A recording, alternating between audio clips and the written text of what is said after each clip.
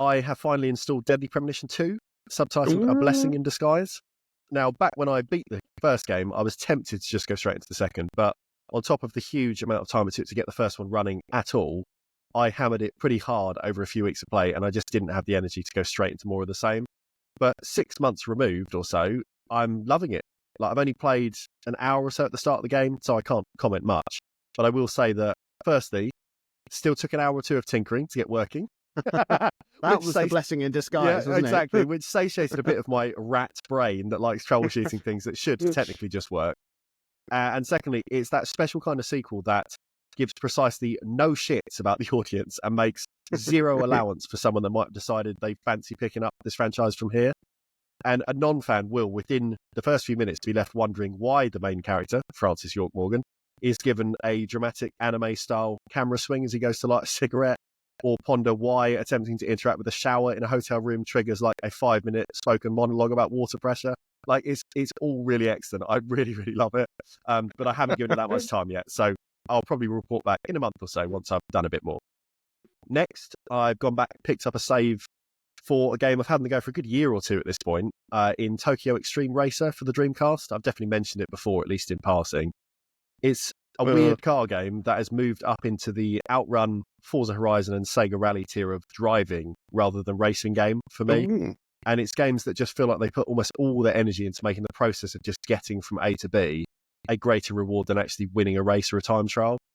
And like I said, I've mentioned this game before, but the setup is that you have a real loop of Tokyo Highway.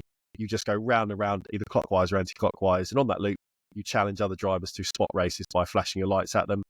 You beat them, you get currency, you upgrade your vehicle with said currency, you return to the road, you carry on. When I first played it on a friend's console, like on the actual Dreamcast back when it launched, I thought, what is the point? But 25 years on, I really like playing it and just zoning out whilst I listen to a podcast or might have like a long form sort of YouTube video on in the background, and I can just pick off a few rivals. So it's become quite a nice way to spend an hour. So that's something to mention. For a bit of a left turn, I've done the first few missions of the original NES Fire Emblem on my Anbinic SP, and I've been having a nice time with that. Like, I've got very limited experience with Fire Emblem over the years because outside of playing a fair chunk of Awakening and Echoes on the 3DS, and then a tiny bit of Fire Emblem Warriors on the Switch, never really got into the series. But I just had a sudden hankering for some turn-based strategy RPG combat and thought, why not start at the beginning with fan translation of a massively outdated and outmoded version of the series that's now 35 years old? But, little secret for everyone, it's not that outdated or outmoded, because other than the kind of relationship visual novel stuff that's in the new games, it's the same. All the juice was already in the first game 35 years ago. So, you know, I'm not an expert on this series or this genre, but I like it. It's different enough from Advance Wars. I think it's worth playing if you want something a bit more fantasy and less war-y in kind of like modern parlance. Penultimate game, I went back to Dragon Sinker, the Kemco RPG I once described as something like the most average of all video games. I took the Switch with me on a recent visit to London, and it felt like the right sort of game to kill an hour or so on the train on the way up and down. And lo and behold, I've now beaten the main game. I rolled the credits, and I'm currently debating whether or not I can be bothered to do any of the post-game challenges and dungeons and stuff. I can confidently say that this was a video game that I have beaten. Full stop. It was nothing special, but equally, like I said at the time, nothing bad either. Like, it was just perfectly, acceptably okay from its intro to its end. Just fine. And the last thing that I've put a little bit of time into, I finally bought and installed UFO 50 after having a number of people recommend it to me as being something that I personally would enjoy. And yeah, I mean, I've played 5 out of the 50 games in this collection, and that's it. Already, it's on my Game of the Year list. It scratches the parts of my brain interested in retro history, in indie development, in the idea of curating and exploring collections of games, in high score chasing, in outwardly simple but deceptively deep mechanical design, in game-specific narrative and storytelling, like everything. I think it's all really good stuff. I've only had a chance to play a wee chunk, like I said, but I think this is going to be my obsession for a while.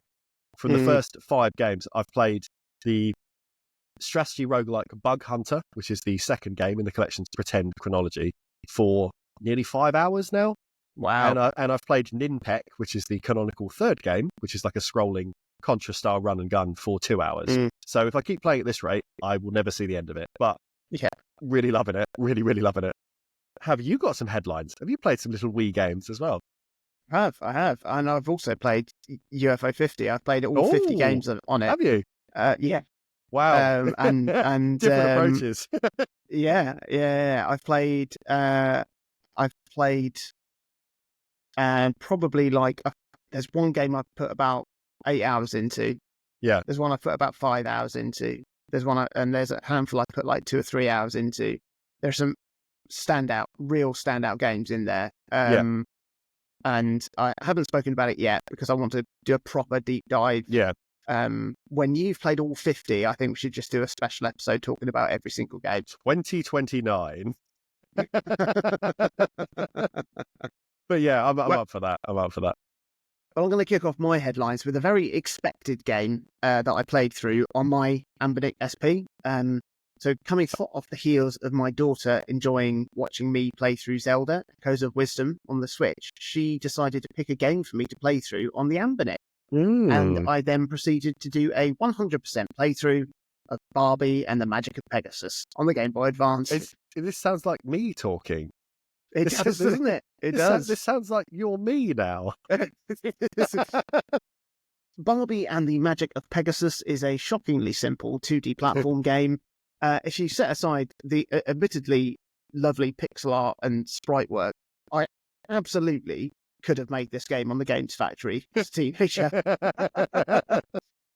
You jump around stages trying to unfreeze villagers who have been turned to stone. You slowly unlock some mild abilities to jump higher or fly or something.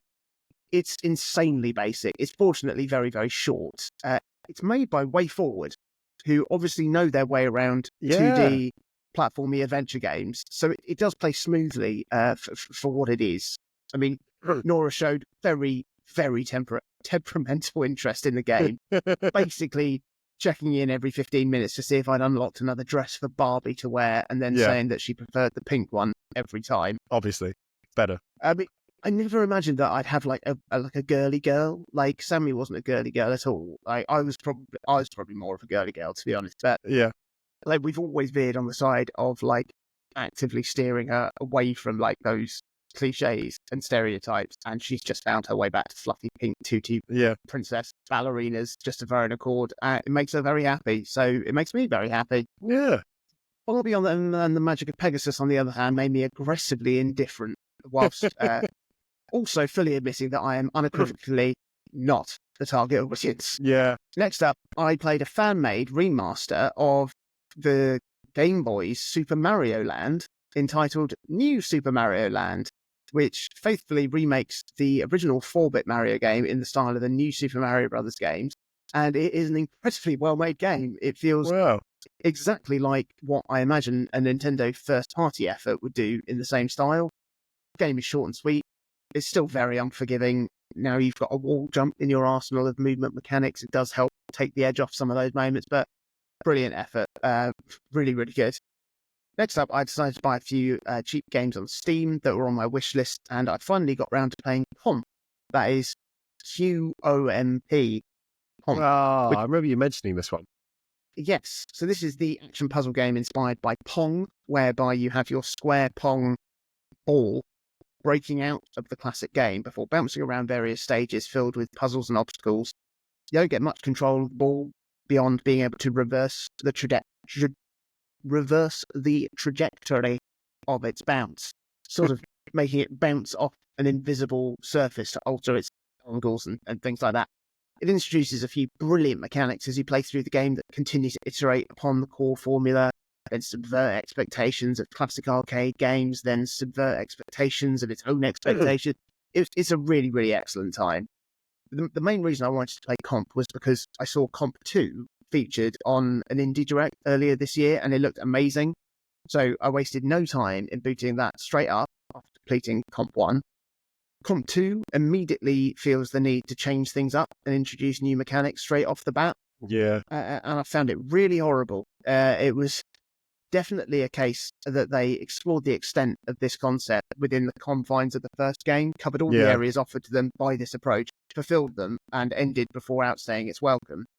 Unfortunately, Comp 2 was not fun to play for the hour or so I gave it. It's also astronomically more expensive.